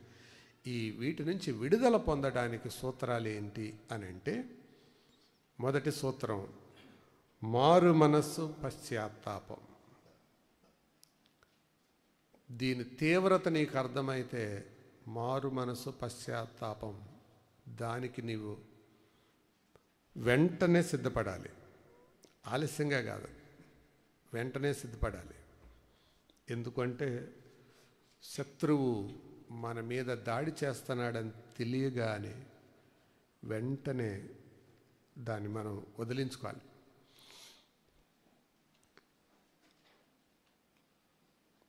మనం పైకి అలా చూస్తూ ఉన్నాం. ఇలా చూస్తుండగా కాళ్ళజెర్రి తిన్నగా పాగుతుంది. సర్లే దాంతో నాకేమందలే అనుకుంటున్నాం. ఈ లోపల తిన్నగా వచ్చి చొక్కాలోంచి బన్నీ మీదగా శరీరం మీదకి ఎక్కింది. ఏం చేస్తావు? ఓకే, లెట్ ఇట్ బి, ప్రార్థన అయ్యాక బయటికి వెళ్దాంలే అనుకుంటారా?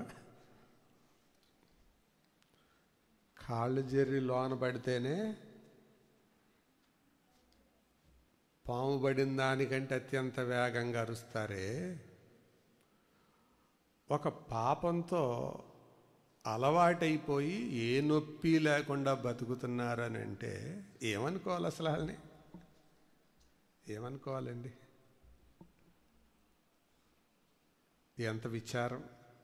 కాబట్టి మారు మనస్సు అనేది ఇట్ ఈజ్ ఎమర్జెన్సీ నీడ్, తక్షణ అవసరం. అది మారు మనసు రెండు రకాలు. ఒకటి రక్షణార్థమైన మారు మనసు, రెండవది రక్షణ విషయములో ఎదిగే మారు మనస్సు. ఈ మొదటి మారు మనసు ఒకేసారి పొందుతాం. రెండవ మారు మనస్సు ప్రతి దినము, ప్రతిసారి వాక్యం విన్న ప్రతి సందర్భంలో పొందుతూనే ఉంటాం. మీ మనస్సు మారి నూతన మగుట వలన రూపాంతరము పొందుడి. ఇది ప్రతిరోజు జరిగేది. దినదినంబు యేసుకు దగ్గరగా చేరుతా. ఇది పొందుతూనే ఉండాలి. లైఫ్ లాంగ్ ప్రాసెస్ మారు మనస్సు. ఇది మొదటిది. రెండవది దేవునికి లోబడి అపవాదిని ఎదిరించాలి. దేవునికి లోబడి ఎదిరించాలి. దేవునికి లోబడకుండా ఏసు రక్తమే జయం, ఏసు రక్తమే జయం, సాతానికి అంత నాశనం అని అంటావు. మళ్ళీ తర్వాత వెళ్ళి సినిమా చూస్తావు. దేవునికి లోబడి అపవాదిని ఎదిరించు, వాడు పారిపోతాడు. అది బైబిల్ చెప్తుంది. ఆ తర్వాత హృదయంలో వాక్యం ఉన్నప్పుడు పరిశుద్ధంగా ఉంటావు. అప్పుడు పరిశుద్ధ జోలికి సాతానుడు అంత త్వరగా రాలేడు. ఆ తర్వాత ప్రార్థన, దేవుడు మనకిచ్చిన అద్భుతమైన ఆయుధం, సాధనం ప్రార్థన. తర్వాత భక్తిహీన బంధాలు విడిచిపెట్టడం, వదిలేసేయడం. ఆ తర్వాత ఆత్మానుసారంగా నడుచుకోవడం. ఆ తర్వాత దేవుని యొక్క సర్వాంగ కవచం. ఆ పదం ఎంత బాగుందండి! ఏంటది? అందరు చెప్పండి అన్నమాట. సర్వాంగ కవచం అంటే అన్ని అవయవాలకు తగినట్టు ఇచ్చాడు ఆయన. తలకి, చేతులకి, కాళ్ళకి, అన్ని అవయవాలు తగినట్టు ఇచ్చాడు. ఈ బాడీకి అన్నిటికీ ఇచ్చాడు. అది వాడుకోవాలి. ఆ తర్వాత చివరిదిగా ఇందాక మనం ప్రకటన గ్రంథంలో చదివేమే, గొర్రె పిల్ల రక్తం, సాక్ష్యం కాపాడుకోవడం. ఈ రెండిటి వల్ల సాతాను జయించగలవు. గొర్రె పిల్ల రక్తం సాతానుని జయిస్తుంది. సాక్ష్య జీవితం సాతానుని జయిస్తుంది.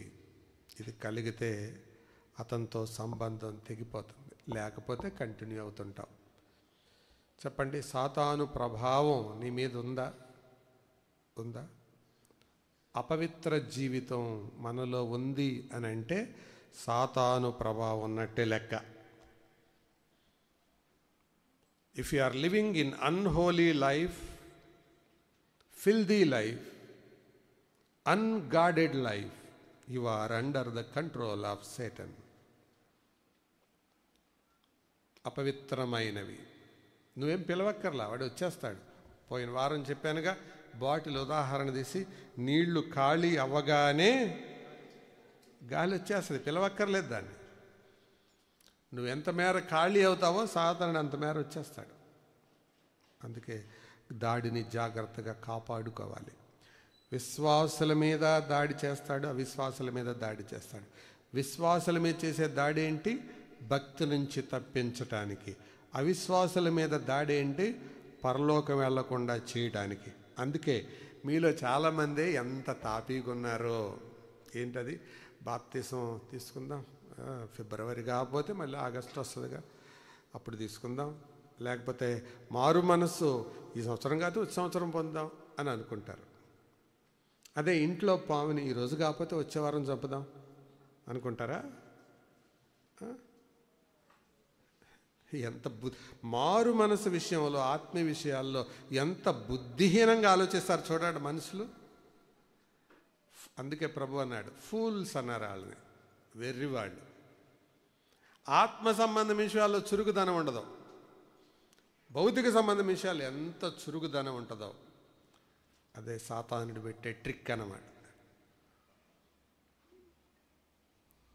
కాబట్టి ప్రియులారా, అపవాది తంత్రాలను ఎరగడానికే ఈ సందేశం, ఆ సంబంధం తెంచుకోవడానికే. లేదు నాకు ఇదే బాగుంది అనుకుంటావా, సీటు ప్రిజర్వ్ చేసుకో అక్కడ నరకంలో.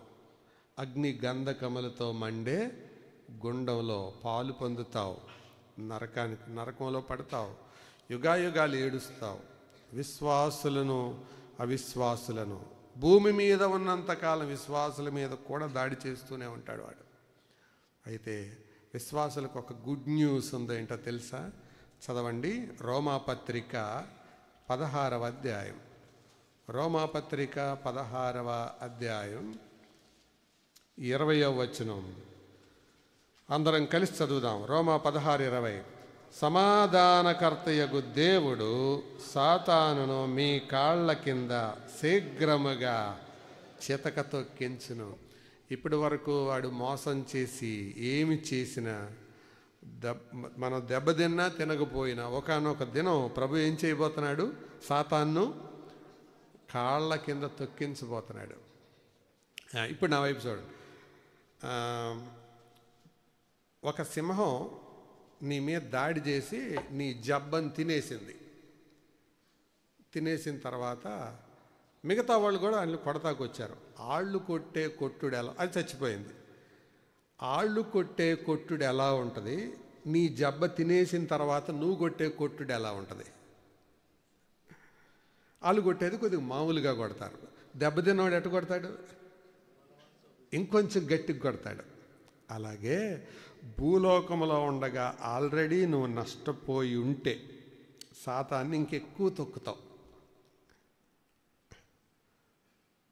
ఎందుకంటే నీ కన్ను కాలు ఏదో ఒకటి పోయి ఉంటుంది కదా, అదే అర్థమయ్యేలా చెప్తున్నాను, కన్ను కాలు పోతుందని కాదు, పోయి ఉంటుంది కదా, నష్టపడి ఉంటావు కదా, మోసం చేసి ఉంటాడు కదా.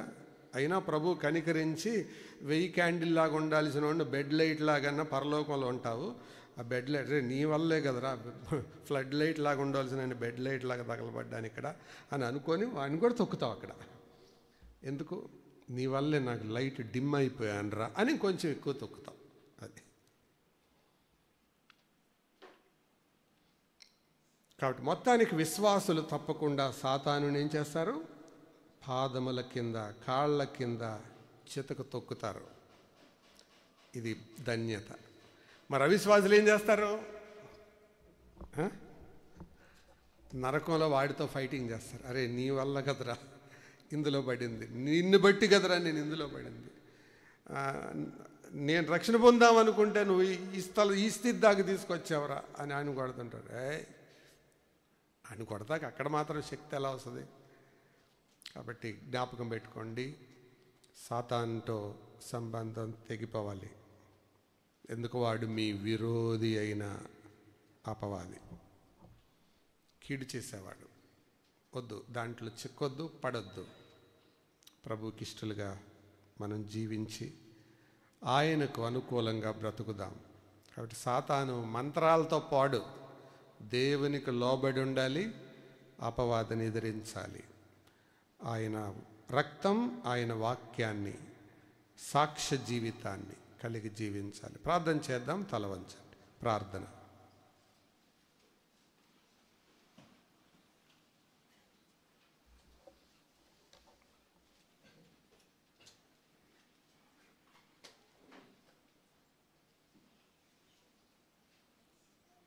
ముగింపులో నా చివరి ప్రశ్న, సాతానుతో నీ సంబంధం తెగిందా, సాగుతుందా?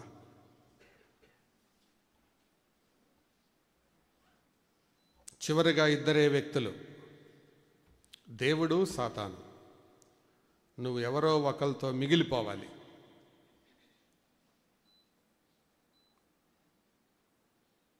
సాతానుడు నిన్ను మోసగించటానికి చూస్తుంటాడు.